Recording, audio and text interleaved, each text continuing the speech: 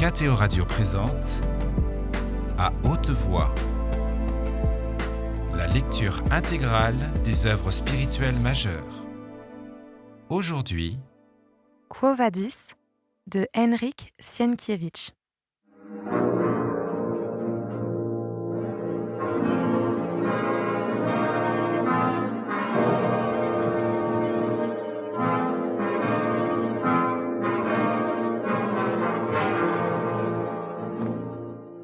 Chapitre 39. Ursus puisait de l'eau dans la citerne, et, tirant au moyen d'une corde des amphores doubles, il fredonnait une étrange chanson lygienne, et jetait de temps à autre un coup d'œil radieux sur Ligie et Vinicius, dont les silhouettes apparaissaient comme deux blanches statues parmi les cyprès du jardin. Pas le moindre souffle n'agitait leurs vêtements. Une lumière crépusculaire dorée et mauve se répandait sur le monde, et dans cette paix du soir, ils bavardaient en se tenant par la main. « Est-ce qu'il ne t'arrivera rien de mal, Marc, pour avoir quitté Antium à l'insu de César ?» demanda Ligie. « Non, très cher, » répondit Vinicius. « César a annoncé qu'il s'enfermerait pour 2 jours avec Terpnos et composerait de nouveaux chants. Il le fait souvent, et alors il ne veut rien savoir d'autre et ne se souvient de rien. Que m'importe César lorsque je suis auprès de toi et que je te regarde. Je languissais déjà trop, et je n'arrivais plus à dormir ces dernières nuits. Parfois, lorsque je m'assoupissais de fatigue, je me réveillais brusquement avec le sentiment qu'un danger te guettait.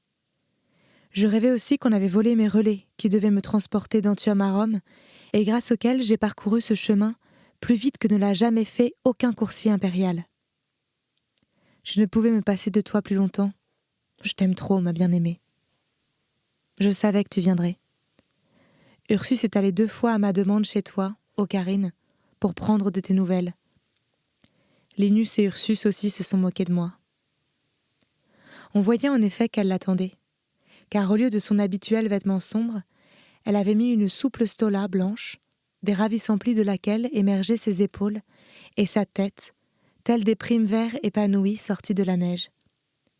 Quelques anémones roses ornaient ses cheveux. Vinicius pressa ses lèvres sur la main de Ligie, puis ils s'assirent sur un banc de pierre parmi la vigne vierge et, côte à côte, ils se turent, contemplant le crépuscule dont les dernières lueurs se reflétaient dans leurs yeux. Ils restèrent ainsi, sous le charme de ce paisible soir. Quel silence! Et comme le monde est merveilleux, dit à mi-voix Vinicius. La nuit vient immensément sereine. Je me sens heureux comme je ne l'ai jamais été de ma vie. Dis-moi, Ligie, comment expliquer cela? Jamais je n'aurais pensé qu'un tel amour pût exister.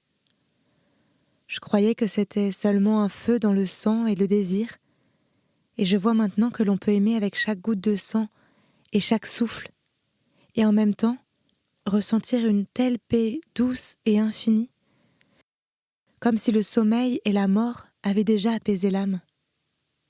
C'est quelque chose de nouveau pour moi. Je regarde cette paix des arbres, et il me semble qu'elle est en moi. Je comprends maintenant qu'il peut y avoir un bonheur inconnu des hommes jusqu'alors. Je comprends maintenant pourquoi vous êtes, toi et Pomponia Graecina, aussi sereines. Oui, c'est le Christ qui donne cela. Elle posa à cet instant sa ravissante tête sur l'épaule de Vinicius et lui dit « Marc, mon bien-aimé ». Elle ne put en dire davantage. La joie, la reconnaissance et le sentiment qu'elle avait désormais le droit de l'aimer la laissaient sans voix, alors que des larmes d'émotion remplissaient ses yeux. Enlaçant son corps menu, Vinicius la tint un instant blotti dans ses bras, puis il reprit. « Ligie, béni soit l'instant où j'ai entendu pour la première fois son nom. » Elle lui répondit à voix basse. « Je t'aime, Marc. » Ils se turent à nouveau, l'émotion leur coupant le souffle. Les dernières lueurs mauves s'éteignirent sur les cyprès, et le croissant de lune commença à argenter le jardin. Au bout d'un moment, Vinicius poursuivit. « Je sais.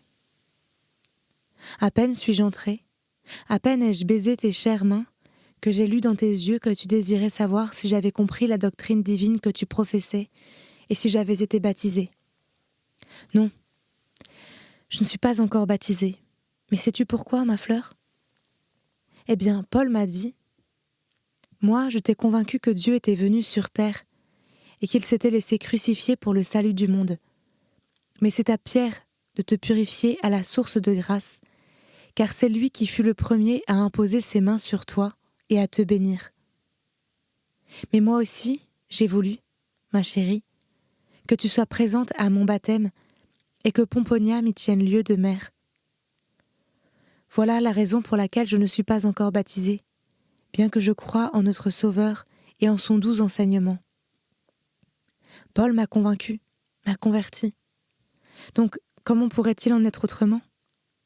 Comment pourrais-je ne pas croire que le Christ est venu sur terre si Pierre, qui fut son disciple, et Paul, à qui il est apparu, le disent ? Comment pourrais-je ne pas croire qu'il fut Dieu s'il est ressuscité ? On l'a vu, et en ville et au bord du lac, et dans la montagne, et ceux qui l'ont vu sont des gens qui n'ont jamais menti. J'ai cru tout cela depuis le moment où j'ai entendu Pierre à l'Ostrianum, car déjà ce jour-là, je me suis dit que, dans le monde entier, tout autre aurait pu mentir, mais non lui qui dit « j'ai vu ». Cependant, j'avais peur de votre religion. Il me semblait qu'elle t'enlevait à moi. Je croyais qu'il n'y avait en elle ni sagesse, ni beauté, ni bonheur. Mais aujourd'hui que je la connais, quel homme serais-je si je ne voulais pas que règne dans le monde la vérité et non le mensonge, l'amour et non la haine, le bien et non le crime, la fidélité et non l'infidélité, la pitié et non la vengeance. Qui donc ne préférerait-il pas cela et ne le voudrait-il pas ? Et c'est ce que nous apprend votre doctrine. D'autres doctrines veulent, elles aussi, la justice, mais seule celle-ci rend le cœur humain juste. À part cela, elle le rend pur comme le tien et celui de Pomponia, et elle le rend fidèle comme le tien et celui de Pomponia. Je serais aveugle si je ne le voyais pas. Et si, avec cela, le Christ Dieu a promis la vie éternelle et un bonheur infini que seule la toute-puissance divine peut donner, que peut-on vouloir de plus ? Si je demandais à Sénèque de me dire pourquoi il recommandait la vertu, alors que la perversité procurait un plus grand plaisir, il ne saurait vraiment rien me répondre de raisonnable. Mais moi, je sais maintenant pourquoi je dois être vertueux. Eh bien, parce que le bien et l'amour découlent du Christ, et aussi, lorsque la mort m'aura fermé les yeux, pour retrouver la vie, retrouver le bonheur, me retrouver moi-même et te retrouver, toi, ma bien-aimée. Comment ne pas aimer et ne pas accepter un enseignement qui, tout à la fois, dit la vérité et supprime la mort ? Qui donc ne préférerait le bien au mal ? Je croyais que ta religion s'opposait au bonheur, et Paul m'a convaincu que, non seulement elle n'enlevait rien au bonheur, mais encore qu'elle lui donnait une nouvelle dimension.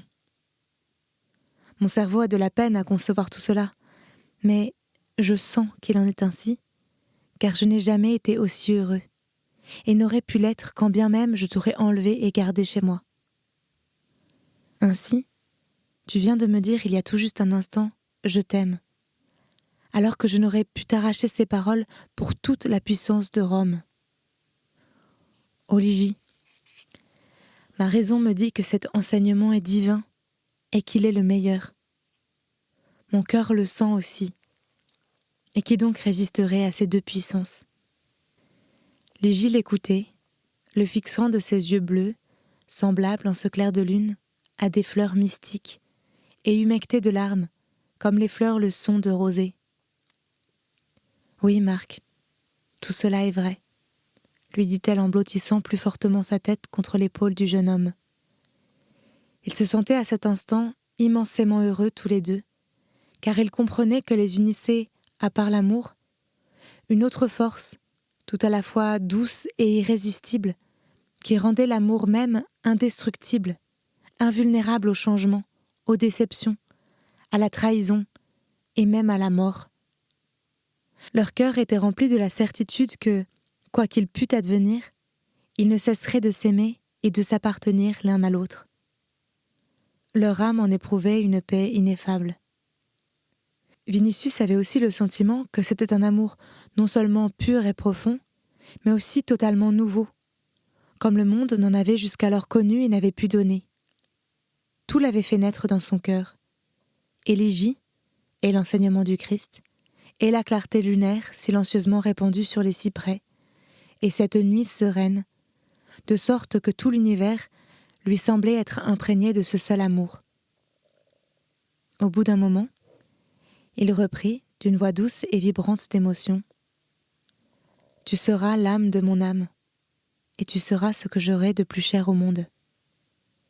Nos cœurs battront à l'unisson, notre prière sera la même, comme sera la même notre reconnaissance au Christ.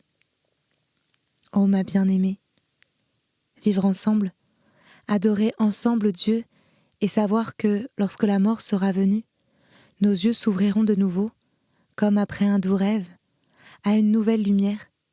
Que peut-on concevoir de mieux ? Je m'étonne seulement de ne pas l'avoir compris plus tôt. Et sais-tu ce qu'il me semble maintenant ? Eh bien, il me semble que personne ne résistera à cet enseignement. Dans 200 ou 300 ans, le monde entier l'acceptera.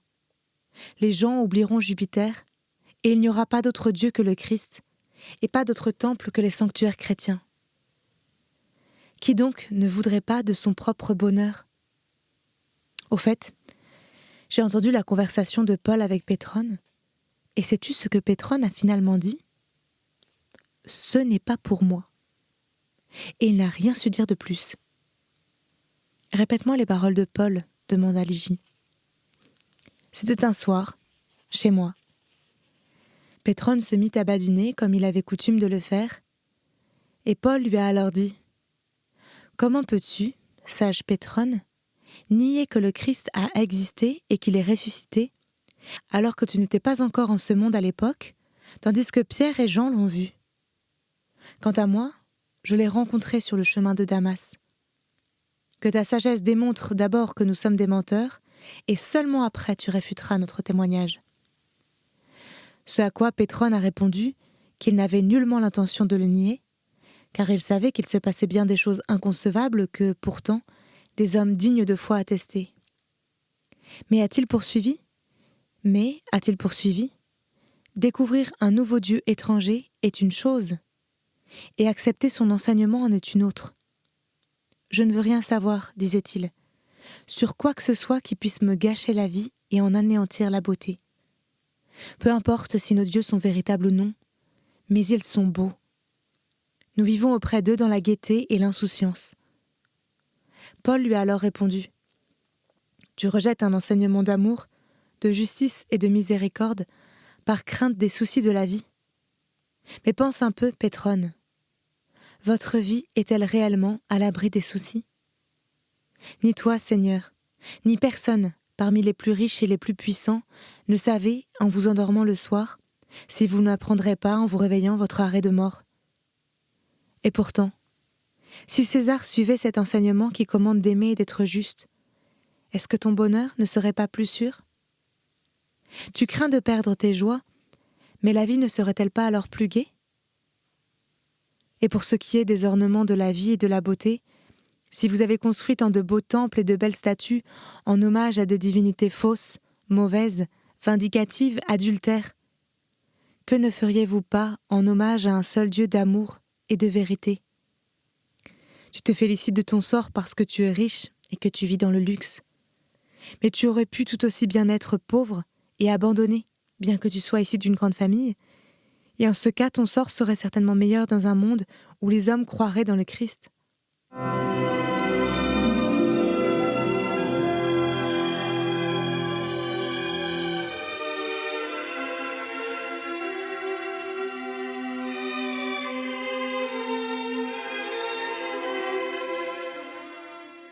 Dans votre ville, il arrive que des parents, même riches, pour ne pas se donner la peine de les élever, se débarrassent de leurs enfants que l'on appelle des alumnae. Et toi, Seigneur, tu aurais bien pu être un tel alumna. alors que si tes parents avaient vécu selon notre enseignement, rien de tel n'aurait pu t'arriver. Si, ayant atteint l'âge viril, tu avais épousé la femme aimée, tu aurais préféré qu'elle te soit fidèle jusqu'à la mort. Et vois ce qui se passe chez vous. Que d'ignominie, d'opprobre, combien on fait trafic de la fidélité conjugale? Ne vous étonnez-vous pas vous-même s'il vous arrive de rencontrer une femme que vous qualifiez d'univira? Et moi, je te dis que celles qui porteront le Christ dans leur cœur tiendront leur serment de fidélité à leur mari, tout comme les maris chrétiens resteront fidèles à leurs femmes. Mais vous, vous n'êtes sûrs ni de vos souverains, ni de vos pères, ni de vos femmes, ni de vos enfants, ni de vos serviteurs. Le monde entier tremble devant vous, et vous, vous tremblez devant vos propres esclaves, car vous savez qu'ils peuvent, à tout instant, déclencher une guerre effroyable contre votre joug, comme ils l'ont fait plus d'une fois. Tu es riche, mais tu ne sais si demain, on ne t'ordonnera pas d'abandonner tes richesses. Tu es jeune, mais demain, il te faudra peut-être mourir. Tu aimes, mais la trahison te guette. Tu affectionnes les villas et les statues, mais demain, tu peux être déporté dans le désert de Pandateria. Tu as des milliers de serviteurs, mais demain, ces serviteurs peuvent vider ton corps de son sang. Et puisqu'il en est ainsi, comment pouvez-vous être tranquille, heureux et vivre dans la joie? Mais moi, je prêche l'amour, et je préconise un enseignement qui commande aux souverains d'aimer leurs sujets, aux maîtres d'aimer leurs esclaves, aux esclaves de servir leurs maîtres par amour, de faire régner la justice et la miséricorde, et qui finalement promet un bonheur immense comme la mer, et sans fin. Comment peux-tu donc dire, Pétrone, que cette doctrine gâche la vie du moment qu'elle la corrige, et du moment que toi-même, tu serais 100 fois plus heureux et plus sûr si elle se répandait dans le monde entier, comme l'a fait votre puissance romaine? C'est ainsi que parlait Paul, auquel Pétrone répondit « Ce n'est pas pour moi ». Et, feignant d'avoir sommeil, il sortit sur la conclusion « Je préfère mon Eunice à ta doctrine, homme de Judée, mais je ne voudrais pas jouter avec toi. » Quant à moi, j'écoutais ces paroles de toute mon âme, et lorsqu'il a parlé de nos femmes, j'admirais de tout mon cœur cet enseignement dans lequel tu as grandi, et comme poussent au printemps les lys sur une terre fertile. Et alors, me vinrent à l'esprit Poppée, qui a délaissé 2 maris pour Néron, Calvia Crispinilla, Nigidia, presque toutes celles que je connais, hormis la seule Pomponia, qui font trafic de leur fidélité et de leur serment, et ai-je pensé, une seule uniquement, celle qui est à moi, ne me quittera pas, ne me trompera pas, et ne fera pas baisser la flamme de mon foyer, quand bien même tout ce en quoi j'aurais placé ma confiance me décevrait et m'abandonnerait. Je me disais alors du fond de mon âme, comment te montrer ma reconnaissance, sinon en t'aimant et en te vénérant? As-tu senti que là-bas, à Antium, je te parlais? Je te parlais continuellement, sans cesse, comme si tu étais près de moi. Je t'aime 100 fois plus de m'avoir fui de la maison de César. Je n'en veux pas de César, moi non plus. Je n'en veux pas de ses plaisirs ni de sa musique, toi seul m'importe. Dis un mot, et nous quitterons Rome pour nous installer quelque part, loin de là. Elle, sans relever sa tête de l'épaule du jeune homme, leva ses yeux sur les cimes argentées des cyprès, et, songeuse, lui répondit. « Bien, Marc. Dans ta lettre, tu m'as parlé de la Sicile, où les Aulus veulent s'établir pour leurs vieux jours. » Vinicius l'interrompit avec joie. « Oui, ma chérie, nos terres se trouvent à proximité des leurs. C'est un littoral merveilleux, où le climat est encore plus doux, et les nuits encore plus sereines, plus odorantes et claires qu'à Rome. Là-bas, la vie et le bonheur, c'est presque la même chose. » Puis il se mit à rêver de l'avenir. Là-bas, on peut oublier les soucis. Nous nous promènerons dans les bosquets, parmi les olivets, et nous nous reposerons à leur ombre. Ô Ligie, quelle vie que de s'aimer, que de goûter au calme, que de regarder ensemble la mer, ensemble le ciel, que d'adorer ensemble Dieu, que de faire autour de soi le bien et d'instituer la justice dans la paix. Ils se turent tous les deux en pensant à l'avenir. Il la serrait de plus en plus fortement contre lui. Sous la clarté lunaire, sa chevalière d'or scintillait à son doigt. Dans le quartier habité par une population ouvrière pauvre, tout dormait, et aucun bruissement ne troublait le silence de cette nuit. « Me permettras-tu de voir Pomponia ?» lui demanda Ligie. « Oui, chérie. Nous les inviterons chez nous, ou nous-mêmes nous irons chez eux. Veux-tu que nous prenions avec nous l'apôtre Pierre ? Il est âgé et accablé de travail. Paul viendra nous voir aussi. Il convertira Aulus Plotius, et comme les soldats qui fondent des colonies dans les pays lointains, nous fonderons une colonie de chrétiens. » Ligie prit la main de Vinicius et voulut la porter à ses lèvres, mais il lui dit en chuchotant, comme s'il avait peur d'effaroucher son bonheur, « Non, Ligie, non. C'est moi qui te révère et t'adore. Donne-moi tes mains. Je t'aime. » Il pressa ses lèvres sur les mains de Ligie, ses mains blanches comme le jasmin, et pendant un moment, ils n'entendirent plus que le battement de leur propre cœur. Il n'y avait pas la moindre brise, et les cyprès se dressaient, immobiles, comme si eux aussi retenaient leur souffle. Soudain, le silence fut rompu par un grondement inattendu, profond, qui semblait sortir de sous terre. Un frisson parcourut le corps de Ligie. Vinicius se leva et dit « Ce sont les lions qui rugissent dans les vivariums. » Ils tendirent l'oreille. Un second grondement répondit au premier, puis un troisième, un dixième, venant de tous côtés et de tous les quartiers. Il se trouvait parfois dans la ville plusieurs milliers de lions parqués dans les différentes arènes, et de temps à autre, la nuit, en s'approchant des grilles et y posant leurs énormes têtes, ils clamaient de cette façon leur nostalgie de la liberté et du désert. Et c'est ainsi que, maintenant, ils se mirent à la crier, et, se donnant l'un à l'autre le signal dans le silence nocturne, ils emplirent toute la ville de leurs rugissements. Il y avait en cela quelque chose d'ineffablement sinistre et lugubre, ce qui fait que Ligie, dont les claires et sereines visions d'avenir venaient d'être balayées par ces voix, les écoutait le cœur serré d'une étrange angoisse et tristesse. Vinicius l'enlaça et la rassura. « Ne crains rien, très cher. Les jeux sont proches, ce qui fait que tous les vivariums sont bondés. » Sur ces paroles, ils entrèrent tous les deux dans la maisonnette de Linus, accompagnés par les rugissements, toujours plus forts, des lions.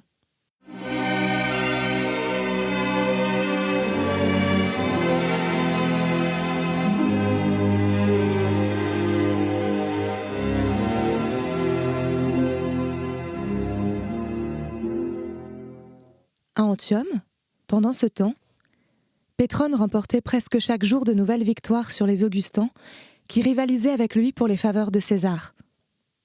L'influence de Tigelin était presque tombée.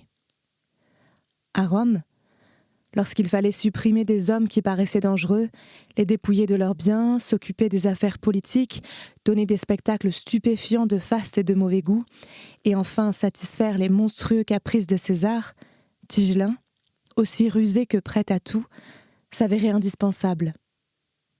Mais à Antium, parmi les palais se mirant dans l'azur de la mer, César menait une vie hellène. Du matin au soir, on lisait des vers, on menait des débats sur leur syntaxe et leur perfection, on s'émerveillait des tournures heureuses, on consacrait du temps à la musique, au théâtre, en un mot, exclusivement à ce que le génie grec avait inventé et à ce qu'il avait utilisé pour embellir la vie. Mais dans ces conditions, Pétrone, incomparablement plus cultivé que Tigelin et les autres Augustans, spirituel, éloquent, doté d'un sens subtil des choses, d'un goût raffiné, devait prendre le dessus sur tous. César recherchait sa compagnie, lui demandait son avis, le consultait lorsqu'il créait lui-même, et lui témoignait une amitié plus vive que jamais. Il semblait à son entourage que son influence avait enfin remporté une victoire définitive, que l'amitié qui existait entre lui et César était cette fois entrée dans une période de stabilité et durerait des années. Même ceux qui, naguère, avaient montré de l'aversion pour l'élégant épicurien, commencèrent dès lors à le courtiser et à solliciter ses faveurs. Plus d'un, même, se réjouissait sincèrement en son fort intérieur de cette supériorité acquise par un homme qui, en fait, avait son opinion sur tel ou tel autre et acceptait avec un sourire sceptique les flagorneries de ses ennemis de la veille, mais qui, soit par paresse, soit par élégance, n'était pas vindicatif et n'usait pas de sa puissance pour la perte ou le tort de quiconque. Il y eut des moments où il eût pu perdre même Tigelin, mais il préférait le railler et faire ressortir son manque d'éducation et sa vulgarité. Le Sénat, à Rome, souffla, car depuis 1 mois et demi, aucun arrêt de mort n'avait été prononcé. Et à Antium et à Rome, on racontait à vrai dire des choses incroyables sur le raffinement atteint dans la débauche à laquelle se livraient César et son favori, mais on préférait pourtant sentir au-dessus de soi un César raffiné plutôt qu'un César abruti, manipulé par Tigelin. Celui-ci perdait la tête et se demandait s'il ne devait pas s'avouer vaincu, car César avait proclamé maintes fois qu'il n'y avait dans le tout Rome et dans toute la cour que 2 âmes capables de se comprendre et 2 véritables Hélènes, lui et Pétrone. L'habileté stupéfiante de ce dernier confirma les gens dans la conviction que son influence survivrait à toutes les autres. On n'imaginait plus comment César aurait pu se passer de lui, avec qui il aurait pu parler de poésie, de musique, de course, et quels yeux il aurait pu épier pour vérifier si ce qu'il créait était vraiment parfait. Pétrone, quant à lui, avec sa nonchalance habituelle, semblait n'attacher aucune importance à sa position. On le voyait comme toujours, placide, paresseux, spirituel et sceptique. Il donnait souvent aux gens l'impression d'être un homme qui se moquait d'eux, de lui-même, de César et du monde entier. Parfois, il s'avisait même de critiquer ouvertement César, et, alors qu'on pensait qu'il allait trop loin ou qu'il se perdait carrément, il savait donner soudain aux reproches une connotation telle qu'il reprenait le dessus, suscitant parmi l'assistance l'admiration et la conviction qu'il n'y avait pas de situation de laquelle il ne sortirait triomphant. C'était À Haute Voix, une émission de KTO Radio. Aujourd'hui, Quo Vadis. Lecture, Marie Rambaud. Captation et réalisation, Gustave Schlicht et Thibaut Dagalier. Une émission disponible en podcast sur ktoradio.com ou sur l'application KTO Radio.